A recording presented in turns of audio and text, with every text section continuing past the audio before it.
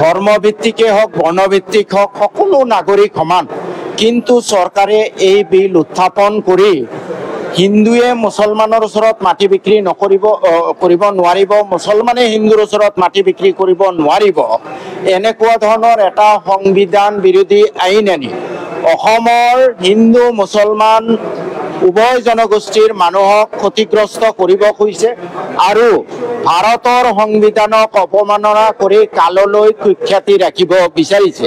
সেইকাৰণে মাননীয় মন্ত্ৰী যোগেন মোহন ডাঙৰীয়াই এই বিলখন ইন্ট্ৰোডাকশ্যন কৰিবলৈ পাৰ্মিশ্যন বিচাৰোঁতেই মই স্পষ্টভাৱে অবজেকশ্যন কৰিছোঁ যে এইটো হ'ব নোৱাৰে, এইটো সংবিধান বিৰোধী।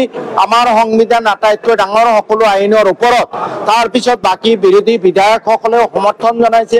কিন্তু দুৰ্ভাগ্যজনক কথা হ'ল মাননীয় অধ্যক্ষ মহোদয়ে এটা ভুল বাৰ্তা দিলে যে বিলখন অলৰেডি ইন্ট্ৰোডাকশ্যন হৈ গ'ল। মই অত্যন্ত আচৰিত হৈছোঁ যে অধ্যক্ষ মহোদয়ে ইন্ট্ৰোডাকশ্যন বিচাৰিবলৈ পাৰ্মিশ্যন বিচৰা আৰু ইন্ট্ৰোডাকশ্যন কৰা এই দুটাৰ অৰ্থ যদি বুজি নাপায় আমি সদনৰ মৰ্যাদা কেনেকৈ ৰক্ষা কৰিম। আৰু তাৰপিছত দেখা গ'ল মাননীয় অধ্যক্ষ মহোদয়ে তেখেত অকল এই সদনৰ ৰক্ষক নহয়, তেখেত ভাৰতীয় সংবিধানৰ ৰক্ষক। ভাৰতীয় সংবিধানৰ গৰিমা এই সদনত ৰক্ষা হ'ব লাগিব। কিন্তু দুৰ্ভাগ্যজনকভাৱে দেখা গ'ল যে আজি অধ্যক্ষ মহোদয়ে আমাৰ এই আপত্তি, সংবিধান অৱমাননাৰ আপত্তি তেওঁ কোনো ধৰণৰ গ্ৰাহ্য নকৰিলে আৰু বিলখন অনুমতি দিবলৈ তেওঁ উত্থাপন কৰিবলৈ অনুমতি দিলে। ইয়াক আমি তীব্ৰ ভাষাৰে গৰিহণা দিছোঁ। যিমান তীব্ৰ ভাষাৰে গৰিহণা দিওঁ সেয়াও কম, কাৰণ এয়া ভাৰতীয় সংবিধানৰ পবিত্ৰতাৰ ওপৰত পদাঘাত। ইয়ে অসম বিধানসভাৰ কুখ্যাতি চিৰদিনলৈ কমনৱেলথ কাণ্ট্ৰি, বিশ্বৰ গণতান্ত্ৰিক দেশসমূহৰ মাজত কুখ্যাতি ৰাখিব। সেয়ে মই আকৌ এবাৰ আপোনালোকৰ যোগেদি এই বিলৰ বিৰুদ্ধে মই গৰিহণা দিছোঁ, তীব্ৰ ভাষাৰে গৰিহণা দিছোঁ, যাতে ভাৰতৰ সংবিধানৰ মৰ্যাদা অক্ষুণ্ণ হয় তাৰ বাবে মই দাবী জনাইছোঁ।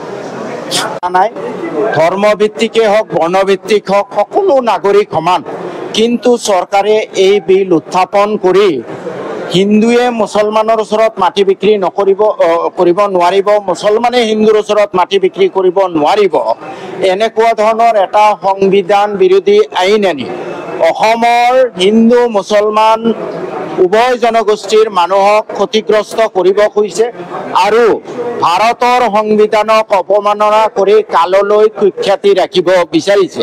সেইকাৰণে মাননীয় মন্ত্ৰী যোগেন মোহন ডাঙৰীয়াই এই বিলখন ইন্ট্ৰোডাকশ্যন কৰিবলৈ পাৰ্মিশ্যন বিচাৰোঁতেই মই স্পষ্টভাৱে অবজেকশ্যন কৰিছোঁ যে এইটো হ'ব নোৱাৰে, এইটো সংবিধান বিৰোধী। আমাৰ সংবিধান আটাইতকৈ ডাঙৰ সকলো আইনৰ ওপৰত, তাৰপিছত বাকী বিৰোধী বিধায়কসকলেও সমৰ্থন জনাইছে। কিন্তু দুৰ্ভাগ্যজনক কথা হ'ল মাননীয় অধ্যক্ষ মহোদয়ে এটা ভুল বাৰ্তা দিলে যে বিলখন অলৰেডি ইন্ট্ৰোডাকশ্যন হৈ গ'ল। মই অত্যন্ত আচৰিত হৈছোঁ যে অধ্যক্ষ মহোদয়ে ইন্ট্ৰোডাকশ্যন বিচাৰিবলৈ পাৰ্মিশ্যন বিচৰা আৰু ইন্ট্ৰোডাকশ্যন কৰা এই দুটাৰ অৰ্থ যদি বুজি নাপায় আমি সদনৰ মৰ্যাদা কেনেকৈ ৰক্ষা কৰিম। আৰু তাৰপিছত দেখা গ'ল মাননীয় অধ্যক্ষ মহোদয়ে তেখেত অকল এই সদনৰ ৰক্ষক নহয়, তেখেত ভাৰতীয় সংবিধানৰ ৰক্ষক। ভাৰতীয় সংবিধানৰ গৰিমা এই সদনত ৰক্ষা হ'ব লাগিব। কিন্তু দুৰ্ভাগ্যজনকভাৱে দেখা গ'ল যে আজি অধ্যক্ষ মহোদয়ে আমাৰ এই আপত্তি, সংবিধান অৱমাননাৰ আপত্তি তেওঁ কোনো ধৰণৰ গ্ৰাহ্য নকৰিলে আৰু বিলখন অনুমতি দিবলৈ তেওঁ উত্থাপন কৰিবলৈ অনুমতি দিলে। ইয়াক আমি তীব্ৰ ভাষাৰে গৰিহণা দিছোঁ। যিমান তীব্ৰ ভাষাৰে গৰিহণা দিওঁ সেয়াও কম, কাৰণ এয়া ভাৰতীয় সংবিধানৰ পবিত্ৰতাৰ ওপৰত পদাঘাত। ইয়ে অসম বিধানসভাৰ কুখ্যাতি চিৰদিনলৈ কমনৱেলথ কাণ্ট্ৰি, বিশ্বৰ গণতান্ত্ৰিক দেশসমূহৰ মাজত কুখ্যাতি ৰাখিব। সেয়ে মই আকৌ এবাৰ আপোনালোকৰ যোগেদি এই বিলৰ বিৰুদ্ধে মই গৰিহণা দিছোঁ, তীব্ৰ ভাষাৰে গৰিহণা দিছোঁ, যাতে ভাৰতৰ সংবিধানৰ মৰ্যাদা অক্ষুণ্ণ হয় তাৰ বাবে মই দাবী জনাইছোঁ। নাই, ধৰ্মভিত্তিকে হওক বৰ্ণভিত্তিক হওক সকলো